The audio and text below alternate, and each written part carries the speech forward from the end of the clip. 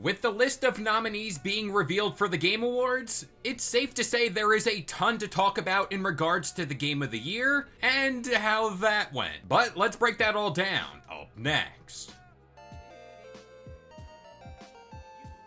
What's going on, guys? It's Kalo, and I'm here to give you the lowdown on all things gaming. And if you're new here, feel free to subscribe to this channel for weekly video game news content. Drop a like on the video, and welcome to the Level Up. And before we get into today's video, I just want to shout this one out. We are closing in on 1,000 subscribers here on this channel, so thank you to each and every one of you guys that drops a sub, like, or comment on the video. So it's the most wonderful time of the year, and no, I'm not kicking off Christmas until at least next Friday, but it's award season in the world of video games. This is a fun time of year for me personally because I just love the industry itself and all the cool announcements that are made around these events. One event in particular, in case you never heard of it, is called the Game Awards. And they just revealed their list of nominees for a wide range of categories like Best RPG, Best Ongoing Game, and of course, Game of the Year. And it just seems like every year we just run down this little rabbit hole, and it seems like it's a routine at this point. Mainly because, wouldn't you know it,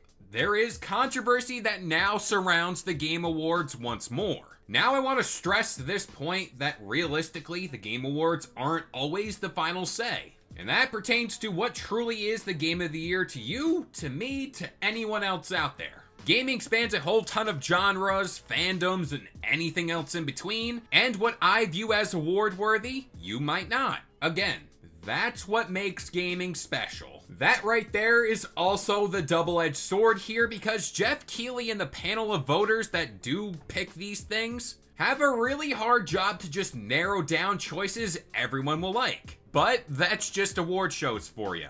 But I kind of want to lay the groundwork for today, so let's rewind to last year where Resident Evil 4 was nominated as a Game of the Year contender. Not to take away from that game because I truly thought it was amazing, and that's not the reason why people got mad at Resident Evil. People were mad and just confused because that game was a remake. More specifically, a remake of a game that released in the early 2000s. People often view the Game of the Year category exclusively made for quote-unquote new games that were created from the ground up and released in the corresponding year. Now, there's an easy fix there because they could just entirely create a dedicated category for Remake of the Year or whatever you want at this point. I mean, Jeff, you control the show itself.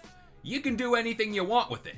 And I do think we have enough remakes, remasters, DLC, or whatever else in a given year nowadays, so it could totally work. Now let's bring it to this year where something similar has gone down, and again, it pertains to Game of the Year. Now, over the weekend, it was pointed out that the FAQ page for the Game Awards was quietly amended, and this pertains to DLCs, remakes, or expansions that could be eligible for Game of the Year. Quote, the Game Awards aims to recognize the best creative and technical work each year, irrespective of the format that content's release. Expansion packs, new game seasons, DLCs, remakes, and remasters are eligible in all categories, if the jury deems the new creative and technical work to be worthy of a nomination. Factors such as newness of the content and its price/value should be taken into consideration. So right there, it looks like they were trying to get out in front of all this and prime us for something that was brewing behind the scenes. And when that story broke, many speculated that this could all be for Shadow of the Erdtree, which, in case you don't know, is the Elden Ring DLC that released, and it was pretty big, but yeah,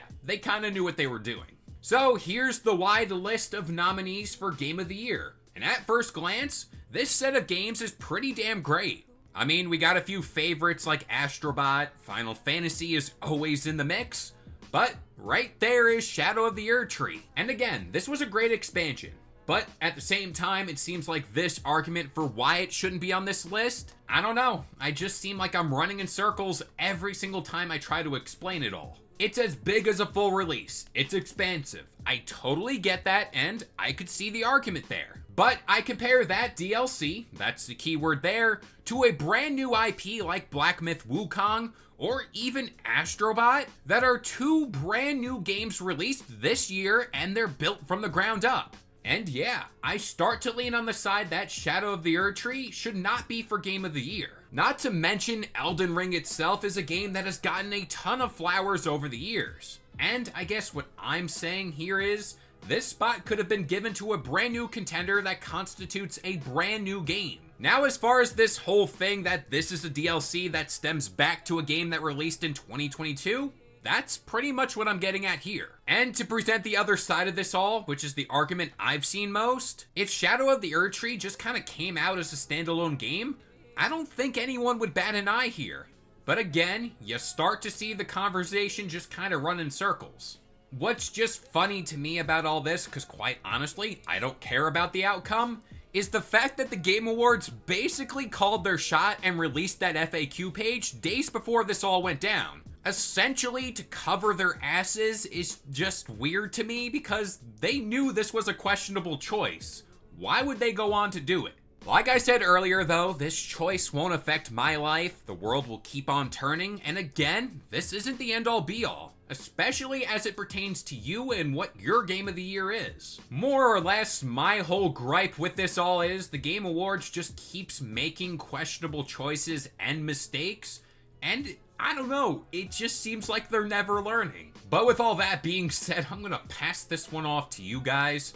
What do you think about this controversy? Should Shadow of the Erdtree be up for Game of the Year? Let me know in the comments down below. But that about does it here. I've been K-Lo, I gave you the lowdown on all things gaming, and if you're new here, feel free to subscribe to this channel for weekly video game news content, drop a like on the video, and this has been the Level Up.